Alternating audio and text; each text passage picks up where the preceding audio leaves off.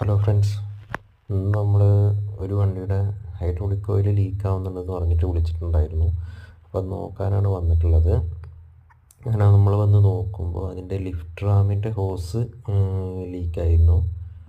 അപ്പോൾ അങ്ങനെ ലിഫ്റ്റ് റാമിൻ്റെ ഹോസും കാര്യങ്ങളൊക്കെ നമ്മൾ ചേഞ്ച് ചെയ്തു. എന്നിട്ട് വണ്ടി ഇപ്പോൾ ഓക്കെയാണ്. ഇതൊരു എംസാൻഡ് പ്ലാന്റാണ്. അപ്പോൾ ഇവിടെ എംസാൻഡ് ബീസാൻഡ് ഇങ്ങനെ എടുത്തു കൊടുക്കുന്ന ഒരു വർക്കിലാണ് ഇപ്പോൾ മെഷീൻ ചെയ്യുന്നത്. അങ്ങനെ ഇത് 1 വർഷം പഴക്കമുള്ള 2023 മോഡലാണ്. ഇതൊരു BS4 വേരിയൻറ്റിലുള്ള വാഹനമാണ്. ഏകദേശം ഇത് 2500 ഓടിയിട്ടുണ്ട്. നമ്മുടെ മറ്റു വാഹനങ്ങളൊക്കെ ഞാൻ അതിന് മുമ്പ് പറഞ്ഞിട്ടുണ്ട്. മറ്റു വാഹനത്തിലൊക്കെ